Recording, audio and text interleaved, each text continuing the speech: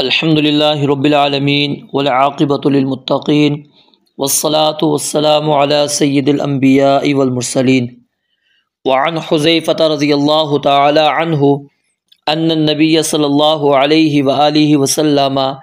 کان ینہی عن النعی رواہ احمد والترمذی وحسنہ۔ سیدنا حذیفہ رضی اللہ تعالی عنہ سے روایت ہے ان نبی صلی اللہ علیہ وآلہ وسلم، بے شک نبی مکرم صلی اللہ علیہ وآلہ وسلم،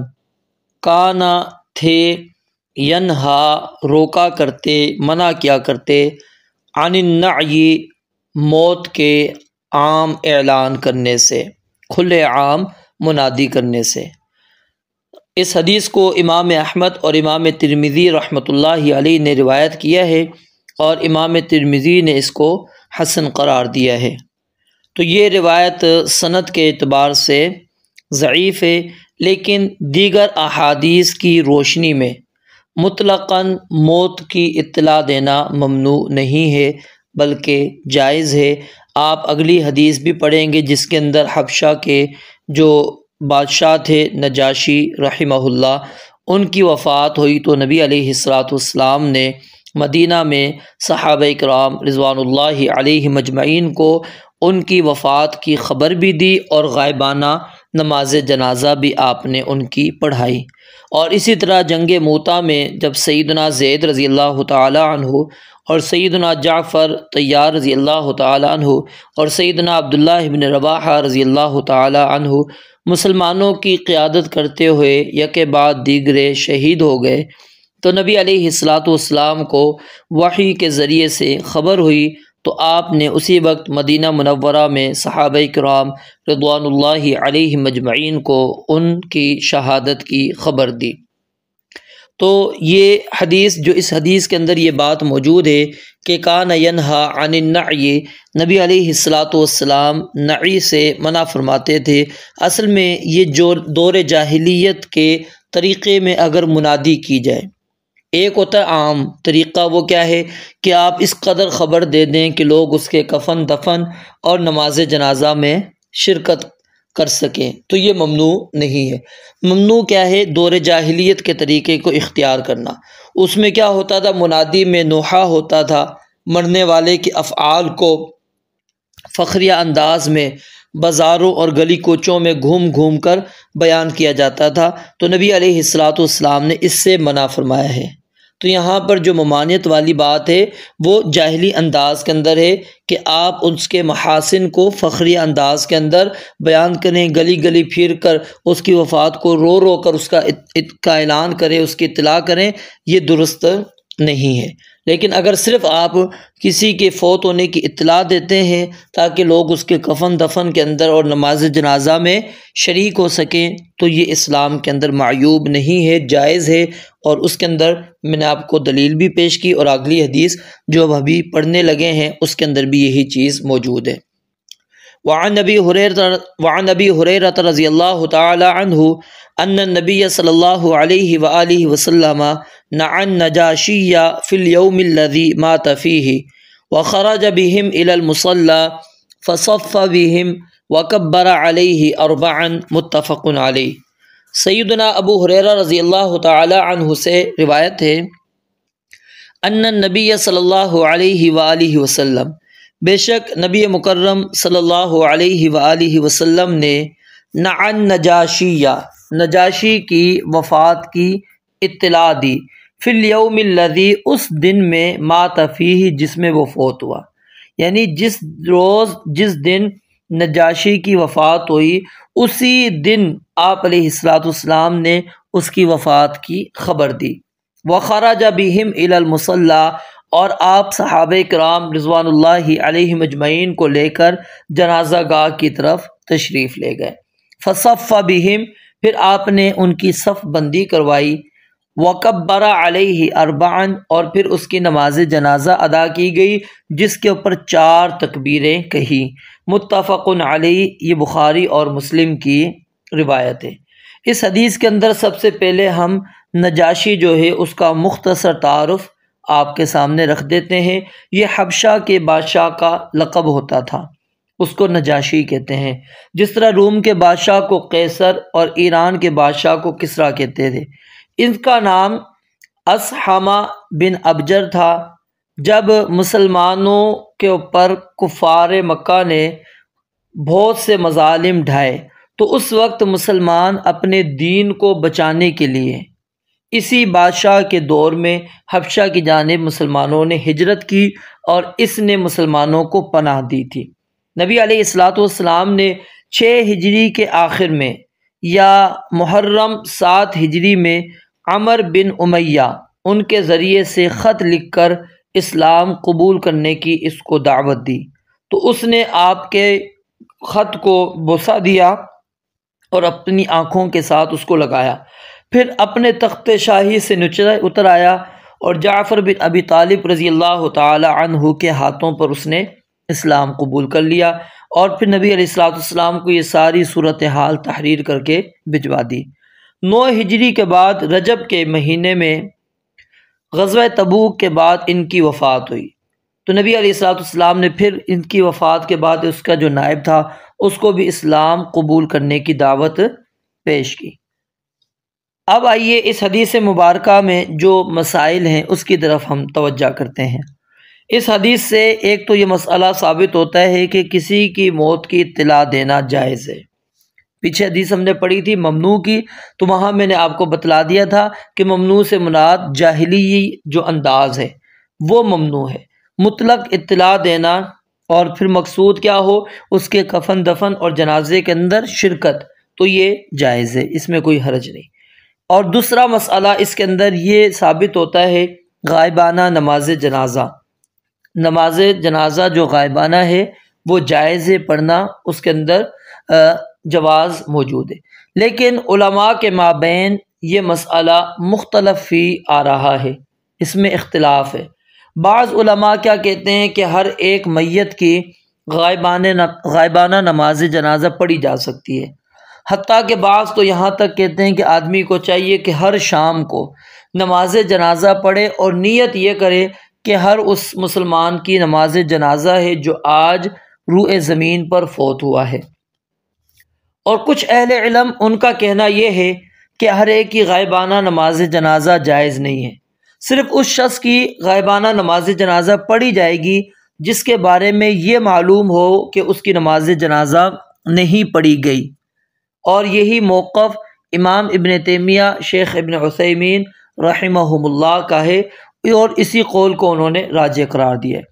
اور تیسرا گروہ یہ کہتا ہے کہ ہر اس شخص کی غائبانہ نماز جنازہ پڑھی جائے گی جس نے علم نافع کی صورت میں مسلمانوں پر احسان کیا، لیکن اس کے اندر جو اقرب الی الصواب بات ہے، راجح جو بات ہے، وہ سمجھنے کے لیے ہمیں یہ چیز مد نظر رکھنی چاہیے سب سے پہلے کہ فوت ہونے والا جو ہے اس کی علمی حیثیت کو دیکھیں کہ اس کی شہرت کتنی ہے، علمی حیثیت کا حامل ہے یا نہیں ہے، تو اس کا لحاظ رکھتے ہوئے ہمیں غائبانہ نماز جنازہ کا اہتمام کرنا چاہیے۔ ہر چھوٹے بڑے کی نماز جنازہ غائبانہ طور پر پڑھنا یہ درست نہیں ہے، ہاں الا یہ کہ کوئی علمی مقام موجود ہے، علمی رتبہ اس عالم ہے، وہ اس کا آپ نماز جنازہ پڑھ لیں تو بہتر ہے۔ اور پھر غائبانہ نماز جنازہ کی ادائیگی میں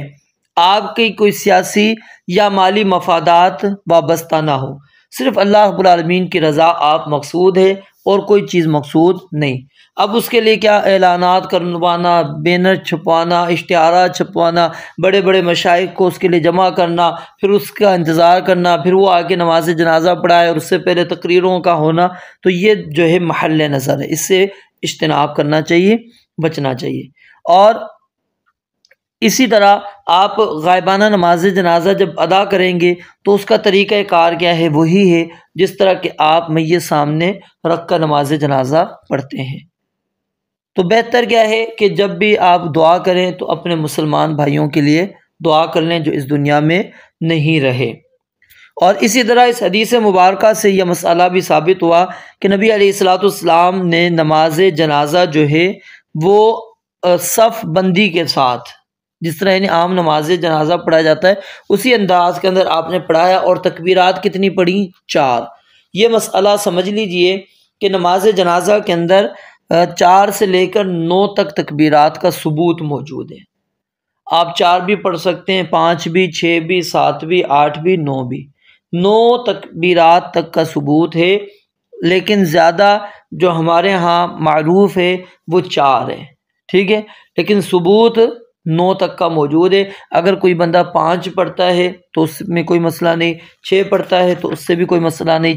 7 پڑھتا ہے تو اس پر بھی کوئی مسئلہ نہیں ہے، تو ہمیں رکاوٹ نہیں ڈالنی چاہیے، وہ سنت کے مطابق ہی اس کا عمل ہے۔ وعن ابن عباس رضی اللہ تعالی عنہما قال، سیدنا عبداللہ ابن عباس رضی اللہ تعالی عنہما سے روایت ہے، فرماتے ہیں سمعت النبی صلی اللہ علیہ وآلہ وسلم یقول، میں نے نبی مکرم علیہ الصلاۃ والسلام سے سنا، آپ فرما رہے تھے ما من رجل مسلم یموت، ما من نہیں ہے، ما من رجل مسلم کہ کوئی بھی مسلمان شخص نہیں ہے، یموت کہ وہ فوت ہو جائے، فیقوم پس کھڑے ہوں علی جنازتی ہی اس کے جنازے میں، 40 رجلا 40 آدمی، 40 آدمی کون سے؟ لا یشرکون باللہ شیئا کہ وہ اللہ تعالیٰ کے ساتھ کسی کو شریک نہیں ٹھہراتے ہوں، الا مگر شفعہم اللہ فیہ اللہ تعالیٰ اس مرنے والے کے حق میں ان کی شفاعت کو قبول فرما لیتا ہے۔ دوبارہ دیکھیں، ما من رجل مسلم یموت، جس کسی مسلمان کے جنازے کے اندر کتنے افراد شریک ہوں؟ 40 آدمی۔ ما من رجل مسلم یموت، نہیں ہے کوئی بھی مسلمان مرد سے مراد یہ نہیں کہ عورت بھی اس کے اندر شامل ہے، کوئی بھی مسلمان فوت ہو جائے، فیقوم علی جنازتہ 40 رجلا اور اس کے جنازے پر 40 آدمی شریک ہوں، لا یشرکون باللہ شیئا جنہوں نے اللہ تعالیٰ کے ساتھ کسی کو شریک نہ ٹھہرایا ہو کچھ بھی، الا مگر شفعہم اللہ فیہ اللہ تعالیٰ ان کی مرنے والے کے حق میں شفاعت کو قبول فرما لیتے ہیں۔ رواہ مسلم، اس حدیث کو امام مسلم نے روایت کیا ہے۔ اس حدیث مبارکہ سے ایک تو یہ مسئلہ ثابت ہوا کہ نماز جنازہ میں زیادہ افراد اگر شریک ہوں گے تو اس سے میت کو فائدہ ملتا ہے، اس کی فضیلت موجود ہے۔ اور دوسری بات، اس حدیث کے اندر 40 موحدین کا تذکرہ ہے، جن لوگوں نے کبھی بھی اللہ تعالیٰ کے ساتھ شریک نہ ٹھہرایا ہو، اگر وہ کسی مسلمان مرد یا عورت کے جنازے کے اندر شریک ہو جاتے ہیں اور وہ اللہ تعالیٰ سے دعائیں کرتے ہیں، اس میت کے حق میں سفارش کرتے ہیں، تو اللہ تعالیٰ ان کی سفارش کو قبول کر لیتا ہے۔ اور بعض احادیث کے اندر تعداد 100 کی ہے کہ 100 افراد شریک ہوں، اور بعض میں 3 صفوں کا ذکر ہے، لیکن جو 3 صفوں والی روایت ہے سنن ابو داود کے اندر وہ روایت ضعیف ہے۔ لیکن اس مسئلے میں جو صحیح بات ہے وہ کیا ہے؟ وہ یہی ہے کہ افراد کے مطابق، افراد موقع محل کے مطابق دیکھا جائے گا کہ کتنے افراد ہیں، 1 صف بنتی ہے، 2 صف، 3 صف ہیں، وہ اس اعتبار سے۔ اور بعض علماء نے وہ جو 40 اور 100 والی حدیث ہے اس کے اندر تطبیق دینے کی یہ کوشش کی ہے کہ پہلے اللہ تعالیٰ نے 100 افراد کی دعا میت کی مغفرت کے لیے مقرر کی تھی، اور بعد میں امت محمدیہ پر اللہ تعالیٰ نے مزید یہ احسان فرما دیا اور کہا کہ 40 افراد کی اگر دعا ہوگی تو ان کی میں سفارش کو اس میت کے حق میں قبول کروں گا۔ تو یہاں سے ایک تو یہ اہمیت ثابت ہوتی ہے کہ عقیدہ توحید کی اللہ رب العالمین کے ہاں لاج دیکھیے، اللہ تعالیٰ موحدین کی سفارش کو اللہ تعالیٰ قبول کرتے ہیں اس میت کے حق میں کہ وہ اللہ تعالیٰ سے جو دعائیں آگے آپ پڑھیں گے اس کے اندر اللہم اغفر لہ وارحمہ وعافہ واعف عنہ، تو اللہ تعالیٰ بھی اس کو معاف کرتے ہیں، رحم کرتے ہیں، جنت میں داخلہ دے دیتے ہیں۔ تو اس لیے اپنے مسلمان بھائی کے جنازے میں شریک ہونا اور پھر اس کے لیے اخلاص کے ساتھ دعا کرنا یہ ہمارے لیے انتہائی ضروری ہے۔ وعن سمرۃ بن جندب رضی اللہ تعالیٰ عنہ قال، سیدنا سمرہ بن جندب رضی اللہ تعالیٰ عنہ سے روایت ہے، کہتے ہیں صلیت، میں نے نماز پڑھی، وراء النبی صلی اللہ علیہ وسلم، نبی علیہ الصلاۃ والسلام کے پیچھے، علم رأتن، ایک ایسی عورت پر جن کا نام تھا ام کعب انصاریہ، ماتت، جو فوت ہو گئی تھی، فی نفاسہا، اپنے نفاس کے ایام میں، یعنی بچے کی پیدائش کے جو ایام ہوتے ہیں اس کے بعد جو عورت کے خون آ رہا ہوتا ہے اس کو نفاس کہتے ہیں، ان ایام کے اندر وہ فوت ہو گئی۔ فقام وسطہا، تو نبی علیہ السلام اس کے درمیان میں کھڑے ہوئے تھے۔ اس حدیث سے یہ مسئلہ ثابت ہوا میت اگر عورت ہو تو امام میت کے درمیان میں کھڑا ہو کر اس کی نماز جنازہ پڑھائے گا۔ اور سنن ابو داود کے اندر اور اسی طرح جامع ترمذی کے اندر روایت موجود ہے کہ میت اگر مرد ہو تو امام اس کے سر کے برابر کھڑا ہو کر نماز جنازہ پڑھائے گا، اور اسی طریقے کو ہی ہمیں مد نظر رکھنا چاہیے، اور یہی قول امام شافعی کا بھی ہے، اور امام ابو حنیفہ سے بھی اسی طرح کا ایک قول منقول ہے۔ لیکن علماء احناف عموماً اس کے اندر فرق نہیں کرتے، وہ مرد اور عورت کے دل کے برابر کھڑے ہو کر نماز جنازہ پڑھاتے ہیں، لیکن اس کی شرعی کوئی دلیل نہیں ہے، اور وہ ایک قیاس کرتے ہیں، لیکن یہ قیاس نص صریح کے مقابلے میں، اور وہ کیا کہتے ہیں جی دل منبع ایمان ہے، اس لیے دل کے برابر کھڑے ہو کر ہم نماز جنازہ پڑھتے ہیں۔ اس کی کوئی دلیل نہیں ہے کہ نماز جنازہ آپ نے اس کے دل کے پاس کھڑے ہو کر پڑھانی ہے، مرد ہے تو اس کے سر کے برابر کھڑے ہوں، عورت ہے تو اس کے درمیان کے اندر کھڑے ہو کر آپ اس کی نماز جنازہ پڑھائیں گے، اور یہی طریقہ ہے۔ اور اس حدیث مبارکہ سے یہ مسئلہ بھی ثابت ہوا کہ اگر کوئی عورت اپنے مخصوص ایام کے اندر فوت ہو جاتی ہے یا نفاس کے ایام کے اندر فوت ہو جاتی ہے تو اس کا جنازہ بھی پڑھا جائے گا، اس کا جنازہ بھی پڑھا جائے گا، نماز جنازہ اس کا چھوڑا نہیں جائے گا، اس کی نماز جنازہ ہوگی۔ وعن عائشہ رضی اللہ تعالی عنہا، سیدہ عائشہ صدیقہ رضی اللہ تعالی عنہا سے روایت ہے، قالت فرماتی ہیں، واللہ، اللہ کی قسم، لقد صلی رسول اللہ صلی اللہ علیہ وسلم، یقیناً نبی علیہ السلام نے نماز پڑھی، نماز ادا فرمائی، نماز جنازہ پڑھی، علی ابنی بیضاء فی المسجد، بیضاء کے دونوں بیٹوں کی، بیضاء یہ سہل اور سہیل رضی اللہ تعالی عنہما کی والدہ کا لقب ہے، ان کے دونوں بیٹوں پر یعنی سہل اور سہیل، ان کے اوپر فی المسجد، کس میں؟ مسجد میں۔